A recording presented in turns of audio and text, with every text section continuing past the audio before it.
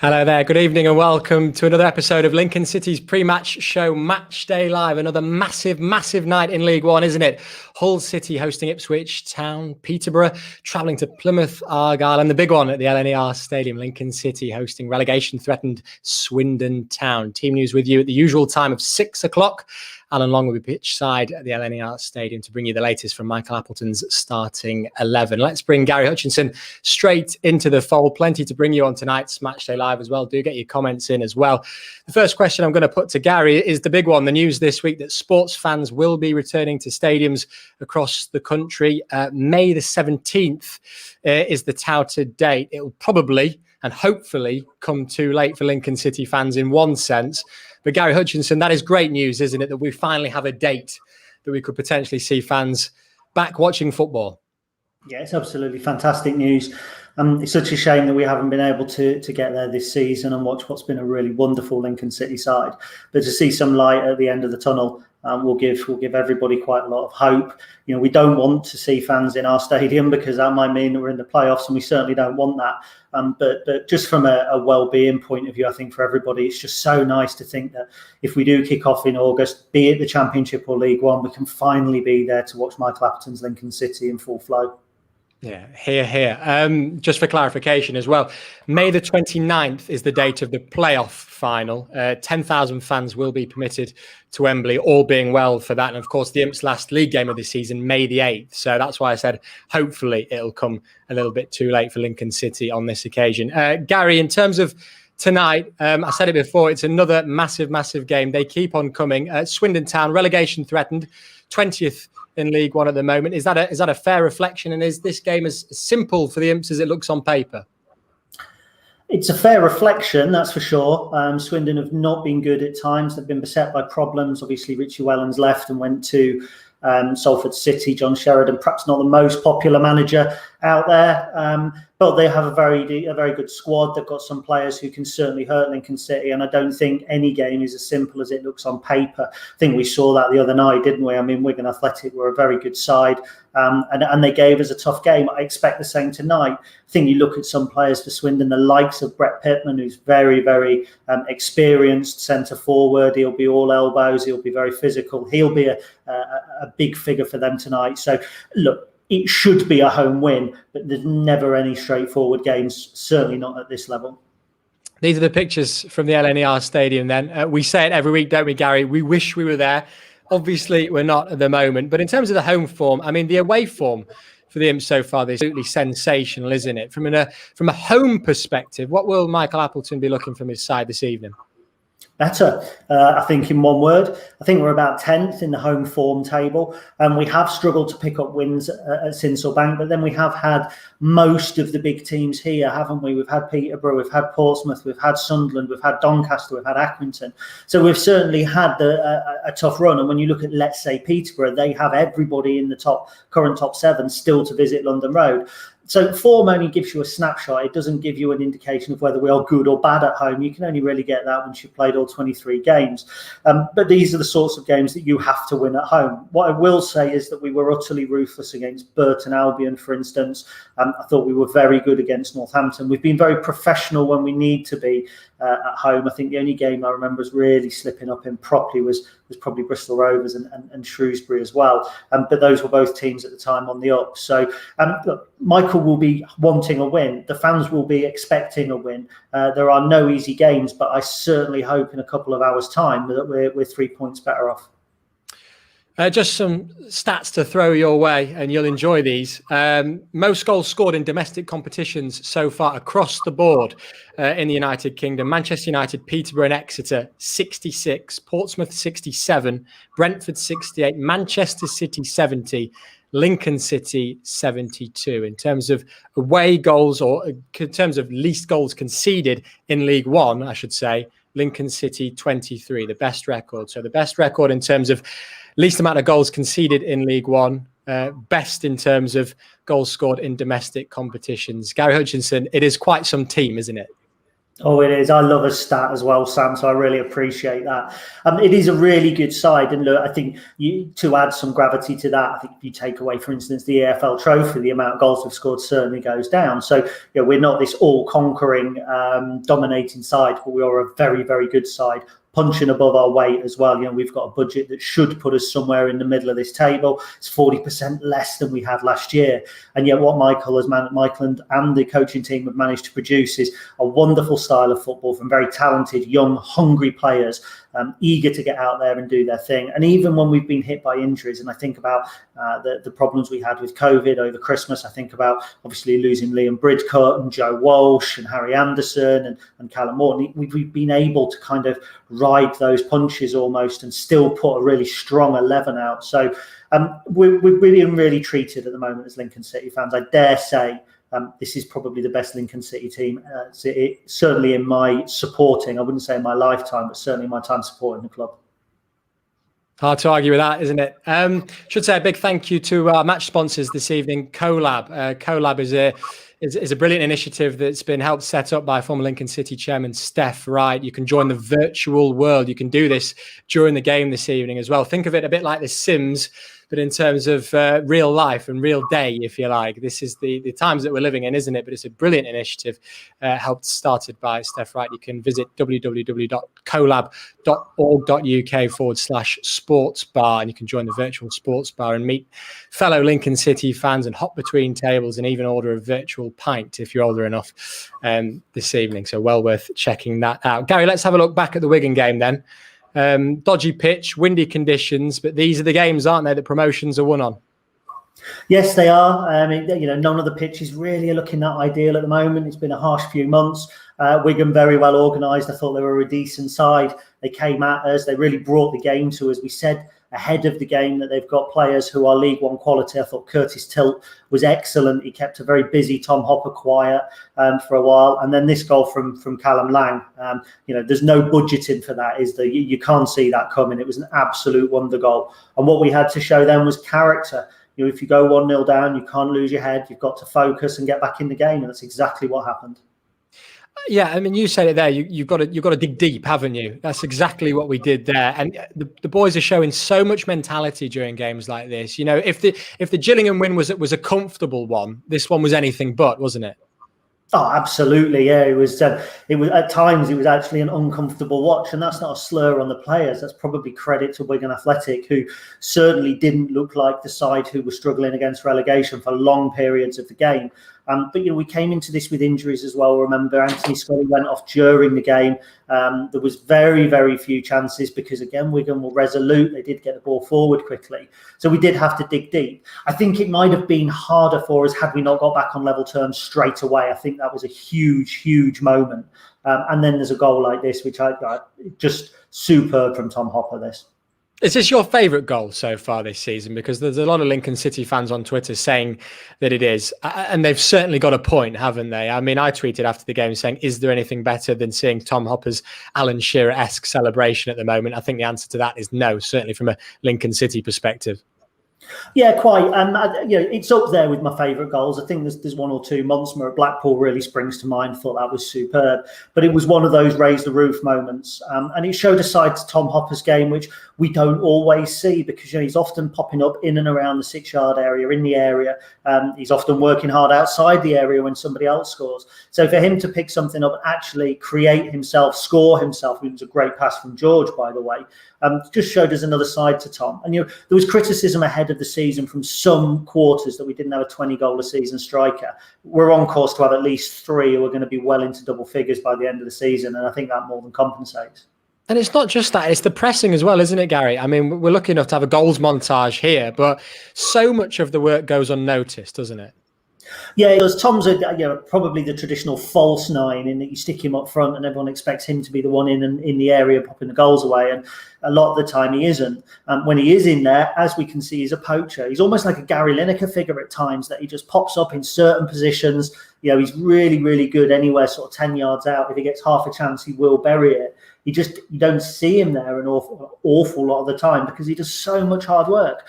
He is our first line of defence. We have got such a good defence because Tom Hopper is where it all starts. And so often you see him at the back heading corners clear, putting tackles in. And I think it's reflected really of the whole side, isn't it, as well?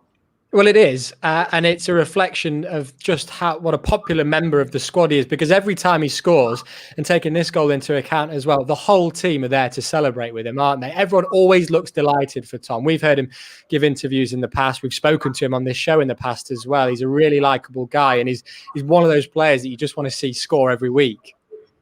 Yeah, he is. I think he's an important member of the first team squad. He's one of the more experienced. He's certainly been with us for a longer period of time than much of the squad as well. And he's had a bit of a journey at Lincoln City, hasn't he? Because when he first arrived, I think there was a little bit of pushback. We'd had Tyler Walker, Tom Hopper came in, he struggled for the first few games, and instantly that kind of gets people's backs up, because there's nothing like a striker not scoring for people to start getting the daggers out on social media.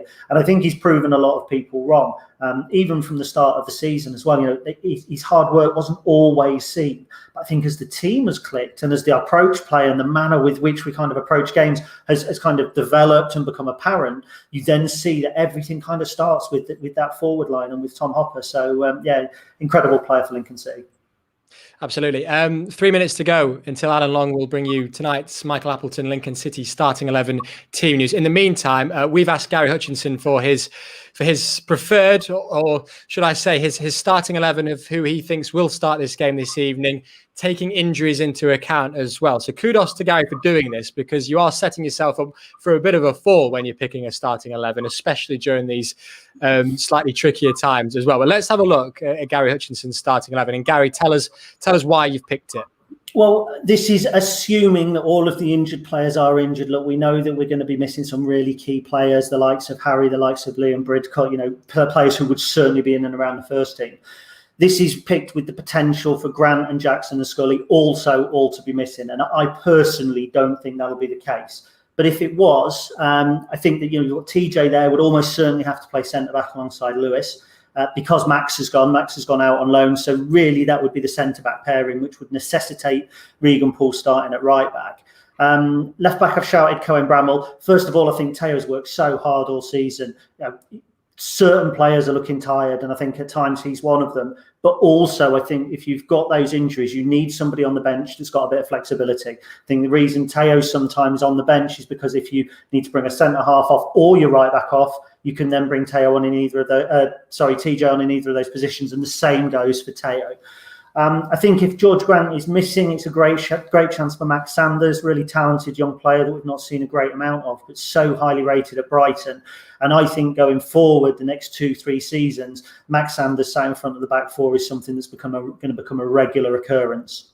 Obviously, James Jones and Conor McGrandles were first choice central midfielders at one point earlier in the season when Liam was first missing and George Grant was sat in the holding role. So they were more than capable of doing the job there. And then the forward line really picks itself. If we are missing Theo Archibald, Harry Anderson, Anthony Scully, Callum Morton, that's the forward line. But a forward line of Morgan Rogers, Brennan Johnson and Tom Hopper is as good as there any, in my opinion, in League One going at the moment. Well, we'll find out if you're right in about a minute's time, won't we, Gary? Let's just bring you pictures from the LNER Stadium. Looking pretty resplendent as ever, isn't it? We wish we were there. Gary, just a minute to go until today's game. What will be going through the boys' heads at this time? Do you think they're feeling the pressure? They don't look like they do at the moment. Do you know what? I don't think they are, because I don't think there is any pressure on this team, because nobody expected us to be top. And the fact that we're there means we're exceeding expectation. So there's no pressure. There's nobody's there saying you have to get to the Championship. Peterborough will be feeling the pressure because they've spent money. There's big wages been thrown about there. I think they've got one of the bigger budgets. Sunderland will feel it. Ipswich will feel it. But ourselves, Doncaster, arguably, Accrington, I think we're teams that don't have to feel the pressure. It just makes such good viewing. How can the players feel pressured when they look at our league table and know that that's where they've got, as a work in progress, developing, getting better each and every week. I would hope that they go out full of kind of excitement and relish every task ahead of them. Right, it is 6 o'clock, so let's get tonight's Lincoln City team news with Alan Long, who's pitch side. Yeah, thanks, Sam, and welcome to the LNER Stadium. Welcome, everybody. And, I can tell you there are two changes to the Imps lineup. In are Cohen and TJ, and they're going out with Teo and Regan. So, full lineup. In goal number 1 is Alex Palmer. 22 TJ Ioma, at 5 Adam Jackson, 4 Lewis Monsmer, 15 Cohen Bramall, 10 George Grant, at 18 is Conor McGrandles, at 20 Brennan Johnson, number 11 is Anthony Scully, at number 9 Tom Hopper, and at 27 is Morgan Rogers.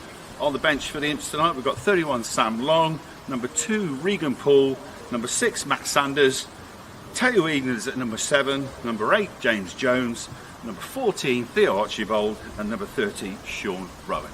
Just quickly run through that starting lineup again. Alex Palmer, TJ Ioma, Adam Jackson, Lewis Monsmer, Colin Bramall, George Grant, Conor McGrandles, Brennan Johnson, Anthony Scully, Tom Hopper, and Morgan Rogers. That's it from me. Back to you in the studio. Yeah, thanks very much indeed, Al. Yeah, so just to rerun you through that Lincoln City team: Palmer, Ioma, Jackson, Monsmer, Bramall, George Grant, the captain, alongside Conor McGrandles, Brennan Johnson back in midfield. It is then Morgan Rogers, Anthony Scully, and Tom Hopper, Long, Poole, Sanders, Eden, Jones, Archibald, and Sean Rowan as well. You'll note that no Harry Anderson in tonight's starting 11. We're going to be speaking to Harry in around about 2 minutes' time. But first of all, I just want to get Gary Hutchinson's initial reaction to that team. Gary, Michael said that Scully, Jackson, and Grant were all 50-50.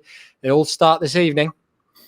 Michael Appleton learned from the best, didn't he? That was an Alex Ferguson trick, I think, wasn't it? Saying that players were injured. I've no doubt that they were struggling, maybe 1 or 2 playing through the pain barrier as well. But it's good news for the club, without doubt, especially I think that to have George Grant, the standing captain there, but obviously across the back, there's an element of stability as well. It means we can keep TJ in at right back and still have a settled centre-back pairing. So I think it's good news all round that they're fit. Strong starting 11 then from Michael Appleton, but perhaps not as strong as it could have been with Harry Anderson out of tonight's Lincoln City squad. Delighted, though, to say that Harry joins us right now. Harry, nice to see you. Tell us why you're not involved this evening, if you could, first of all. In training last Tuesday, I went to have a shot and I obviously felt the inside of my thigh like a little sort of pop, which I'd never felt before, and had a scan on Friday, so I've got a grade 2 groin tear, so I'll be out for a few weeks now. Few weeks? Is that what? Because when you say grade 2 groin tear, it sounds absolutely awful, but you think it might be a few weeks, 2 to 3 weeks? There's grade 1 and then it goes up to 4 being the worst, so it's about in the middle. Hoping should be between 3 and 4 weeks, but hopefully maybe a little bit quicker. But I've never had a muscle injury before, so it's completely new to me and new to the physios as well. So they don't know how quickly my body will recover. Well, listen, good to hear it's not serious, at least. Disappointing though it may be. How frustrating is it to, you're back against Hull, 90 minutes in the AFL Trophy, looked brilliant, played brilliantly, and then something like this comes along in training. How annoying is that, I guess, is the obvious question. Yeah, obviously it is really frustrating because obviously we had the game against Sunderland the following day as well. Would have been nice to play in, but obviously it's football. So these things happen. I've tried not to let it affect me too much. I've sort of just tried to keep my head up and do all my rehab and then hopefully be back as quick as I can. I think Gary Hutchinson's got a question for you, Harry. Yeah, hi, Harry. Just obviously with a few of you in the treatment room now, how important is it that you kind of keep each other's spirits up? And do you see evidence of that team spirit, even though you're not out on the training pitch? Yeah, exactly what I'm saying. I don't want to be too hard on myself. Because obviously it can rub off on other people. If you're in a bit of a bad mood, other people might start to feel the same. So you got to make sure you stay positive and being around the lads. And the lads always make sure that you're all right and that you're still feeling good and that. And obviously, as a team, we try and keep that team spirit that we've got. Plenty of well wishes coming through to you, Harry. Harry Anderson. Easy for me to say, says John Smalley. Luke Hendry says, "Oh damn, hope you recover quickly, Harry." And James Biddle says, "Sam, ask Harry if he's getting his hair cut after lockdown." What's the story, Harry? Yeah, I think I do need to get a cut now. It's starting to get a bit annoying because it keeps getting in my face. But I've enjoyed it for the time I've had it. It's been it's been over a year now, so it's grown quite a bit. But I think, yeah, the photo there. I feel like maybe it might need to go because I don't think the missus is too pleased with the Barnet either. Harry, even, I tell you what, Harry, tell us what it's like playing for Michael Appleton. What are his training methods like? Because, you know, obviously we're not sort of privy to that, but clearly, you know, he's doing an absolutely brilliant job as we know. But from a playing perspective, what does he like to play for? Yeah, obviously since he came in, his method and the way he likes to play is obviously working. With obviously this season going so well, it's a different way to obviously how Lincoln used to play. We play out a lot more and build things from the back, but he doesn't like things to be lots and lots of passes along the back and moving it about, that sort of bit. So he wants to get the ball forward quick and try and get into the opposition's half with the least amount of passes as possible. So he puts a lot of trust in the lads to make sure that they be positive, and if they make a mistake trying to be positive, he's got no problem with that. He's all for it, really. He just obviously gives you in training. We work a lot on certain patterns that we have, and if we make a mistake, we just get another ball and we go again, and we just keep working on it and getting better. Jacob Langham's got a question for you, Harry. He says, Harry, I have a question. What inspired you to play for Lincoln City? Seems like a while ago now, doesn't it? Well, when I first, obviously I knew Dan and Nick from previous, because I was at Braintree with them, so I knew how good of managers they was from before. So obviously when I see that they then went to Lincoln, obviously we had the pre-season game I was at Peterborough at the time, against Lincoln. Against Lee Beavers. Had a good game against them, and Dan and Nick asked if I'd come back, and I sort of felt like it was the right thing to do because I knew I could get games under my belt and obviously develop as a young lad. So basically, we've got Lee Beavers to thank for 4.5 excellent years of service, is it? No, I love Lee Beavers. I think, Harry, just finally, we're hearing the news this week that fans are to return to sports stadiums on 17th of May. Looking ahead to next season, how much of a boost is it going to be to have those fans back, the 617 back in the LNER stadium as well? You've witnessed it firsthand many a time. Yeah, it'll be a massive boost. Obviously, because half the team haven't experienced what the LNER is capable of, and how much noise they can make. So yeah, it would be really good to get the fans back in. Harry, it's been great to see you. We wish you the very best in your recovery over the next few weeks, and can't wait to see you back on the LNER pitch. Thank you. Cheers, guys.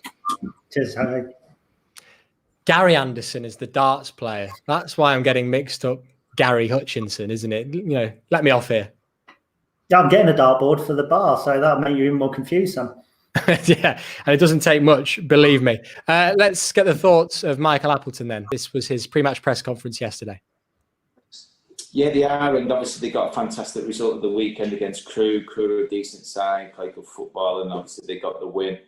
And I think because they got the win as late as what they did as well, certainly they'll come to the stadium full of sort of energy and probably excitement, really, on the back of a good result, knowing that, you know, they'll probably come here thinking at the end of the day there's not an expectation on us, all the expectations on us as in Lincoln, rather than themselves to win the game. So that's what makes them really, really dangerous. One, they're fighting for their life, and two, the lack of expectation that'll be on there. It was a pretty sort of tight game when you went down there in November, and I think John Sheridan had only been in the job sort of 10 days or so in that game. Has he changed much in the 3 or 4 months since then? Well, they changed formation a couple of times, and it's like anything when you're struggling to get results and you want wins and you go into a new group. You know, it's hard sometimes to find that right formula, and John's a very, very experienced manager. Managed a lot of football clubs and managed to go into a lot of football clubs and sort of galvanise them and get them out of sticky spots. So they're obviously in a position which is you know, difficult for them at this moment in time. But as he proved on Saturday against a good Crewe side, he's capable of winning games. Yeah, Michael Appleton giving his pre-match thoughts here. You can see pictures coming to you from the LNER Stadium. Yeah, I mean, look, Michael's not going to get carried away, is he? He's not going to look at that league table and think this is an easy game, is he, Gary? And you could hear it, in what he was saying there, I guess. Yeah, quite right. It would be very disrespectful for any football manager, I think, to assume that they were going into an easy game. And whether Swindon fans are impressed by John Sheridan or not, he has managed a lot of teams. He does have a certain style, and sometimes that may be a little abrasive for some. But he has been a successful manager. Swindon have some very good footballers, and you look at young Scott Twine, who scored a wonder goal the other week, came on and got the winner against Crewe. You've got to watch out for players like that. We saw against Northampton, Danny Rose, a player who we've seen before and we knew was dangerous, came on, scored a great goal. So there's no doubt at all there are no easy games, and I wouldn't expect a good football manager and a successful football manager to assume that there would be. Yeah, absolutely. Let's bring in a Swindon Town fan then. He's a member of the Swindon Town board, actually, and a podcaster. Excellent listener it is as well, too. Loathed Strangers is the name of the podcast. Brilliant name as well. Delighted to say that Dan Hunt joins us now. Dan, nice to see you. We've mentioned it on the show, but 20th in the table at the moment. Is that a fair reflection of your season so far?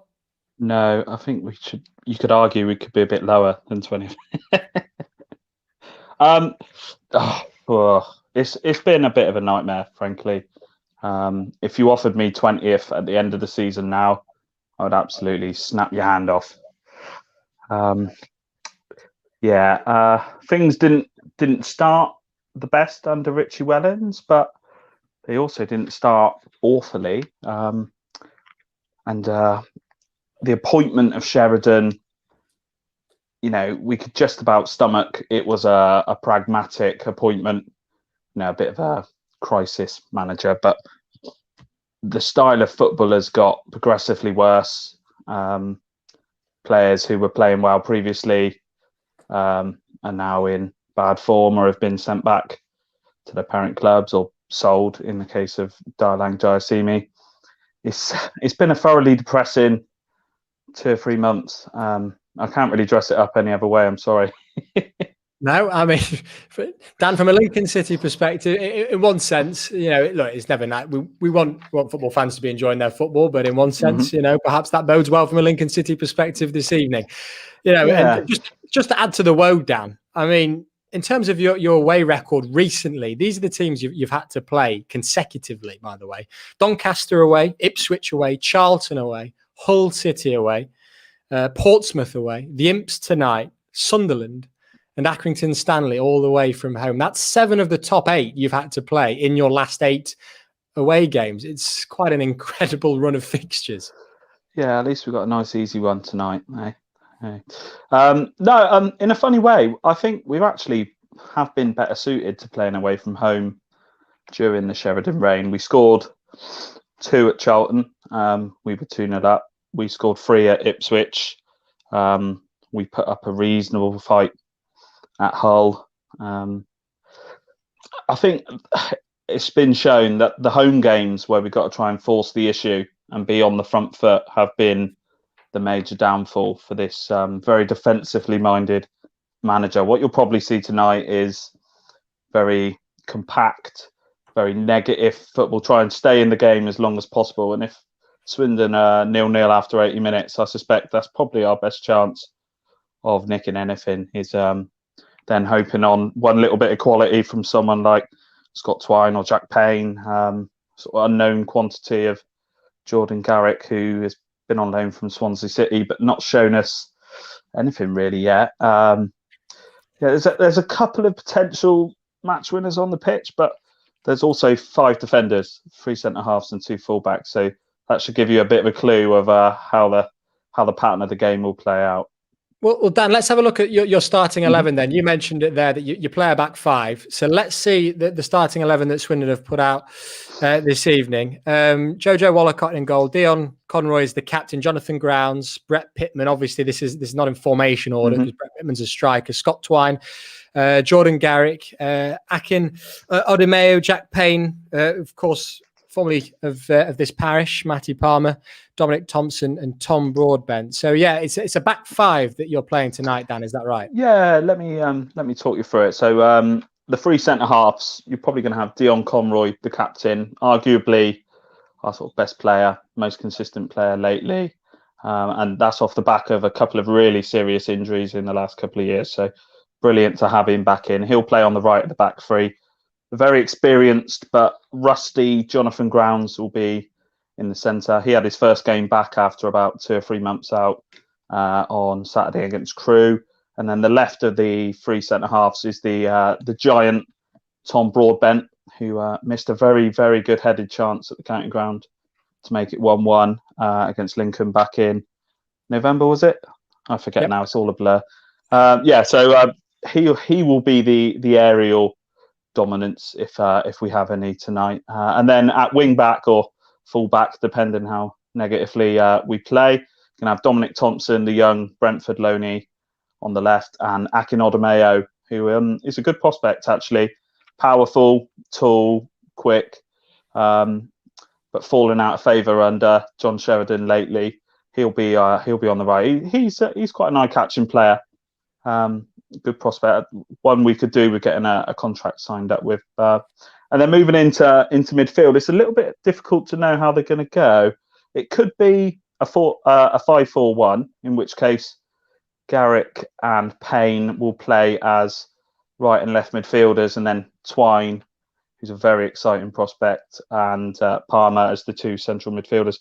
Or we'll do as we did on Saturday, which was Palmer, Twine, and Payne will play as a sort of midfield three, and then Garrick off, Pittman up front.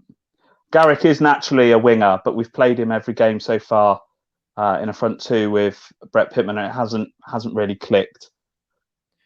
Let's bring Gary Hutchinson back into the fold. Gary, I was half expecting, and Dan may back me up or he may disagree with me on this one, but I was half expecting Hallam Hope to start up front with Brett Pittman tonight. That would have been good. Yeah, from a home perspective, Gary, are you quite surprised to see that starting 11 from Swindon? And what do you make of what Dan said about the way that you're expecting Swindon to line up this evening? Well, first of all, Dan, can I say I feel your pain in every single word. And it reminds me very much of supporting Lincoln City 6 to 12 years ago. So I certainly hope things pick up for you after tonight. Personally, and I might be wrong here, but Brett Pittman was a signing that I raised my eyebrows. I thought he was a solid signing in League One. Thought he was quite hard done by. I know he's an abrasive character, but I thought he was quite hard done by under Kenny Jackett for a couple of seasons. I expected him to certainly score more goals, and with Jack Payne's guile as well, I certainly expected to see more from there. I'm interested to just ask Dan about the goalkeeper situation. Now, it might not be a well-known fact, but my postman's a Swindon fan, and he has been bemoaning. He's been bemoaning Kovar, I think, who was on loan at the beginning of the season. Then you had a boy come in, I think, from Bournemouth who was recalled. Yeah. I mean, how disruptive has that been, not having a settled keeper? Well, as you saw in the reverse fixture, Swindon might have scraped a 0-0 that night, but for a defensive clanger from the on-loan Manchester United keeper, Matej Kovar. His time here was littered with individual mistakes, and I think that had a really undermining effect on the back four in front of him. So he was officially recalled, although I think we would have been making moves to send him back to Manchester United in January. The loan signing of Mark Travers was a really good bit of business, but from the outset, the inclusion of a 24-hour recall clause at the Bournemouth end did put the jitters under the Swindon fans a little bit. And as it showed a couple of weeks ago, with Asmir Begovic managing an injury, Travers went back to Bournemouth. I think the change of manager there probably didn't help our case, but there's definitely undercurrents of the players not liking Sheridan. There's undercurrents of the loan clubs not being chuffed with how Sheridan treats the players. There was a game a couple of Tuesdays ago against Portsmouth where we all tuned in, not expecting a result, I've got to say, but there was no iFollow commentary that night. And the boom mic must have been right between the dugouts, because you could hear John Sheridan's every word for the whole 90 minutes. And he was just berating his own players. Some of the language used was fruity. Let's just say that. And you could really see what a horrible guy it must be to play for. Very, very little encouragement, if anything. And just that sort of poisonous atmosphere. It just lingers, unfortunately, at the minute. Dan, I'm loath to ask you this, but in a word, what's your score prediction for this evening? 2-0 to Lincoln, I would say. I don't think we got the goals in us to score against a very good Lincoln defence. It would need something special from Scott Twine's right foot, and he is capable. Don't give him any room from 25, 30 yards out because he will shoot. And as he showed at Newport, he's got some rocket fuel in that right foot of his. Yeah, there's been some sensational goals scored against the Imps so far this season as well. So hopefully Scott Twine is kept quiet this evening. Dan, really appreciate your time this evening. Thank you. We hope the score prediction is right, but we also hope that things get better for you over the. Thank you very much. Thank you. Cheers, Dan. Best of luck. Dan Hunt from the Loathed Strangers podcast. Gary, it's hard to take anything optimistic from a Swindon Town point of view at the moment. Well, certainly from Dan's point of view, not particularly liking the manager, not liking the style of football, certainly not liking the position that they're in the table. It all bodes well, doesn't it, for us this evening? Well, we've been there, haven't we? I remember us going through 3 goalkeepers in the 2010-11 season, one of them alone who was recalled at 24 hours notice, which was Trevor Carson. We've had plenty of spells where we haven't overly liked a manager. Chris Sutton springs to mind as well. I do think that Swindon have got some decent players if it clicks. I think the issue perhaps is more to do with the management and the style of football. I mean, we know that Jack Payne is a really good footballer when he gets the opportunity. You mentioned Hallam Hope. I like Brett Pittman.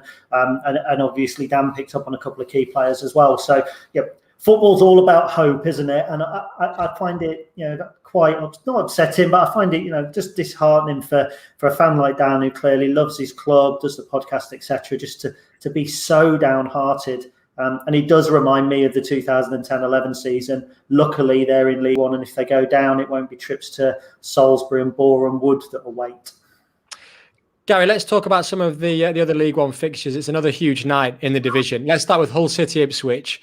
Ipswich just 1 win in their last 7 games, travelling to Hull. As we know, not the easiest of places to go to. Can they get anything there this evening? No, they can't. I think Ipswich are a very bad side. I think if you were to bring an Ipswich fan in, you would get very much the same sort of responses we've just had from Dan. They dislike the manager there. They dislike a lot of the tactics. They have decent players. Again, we know that.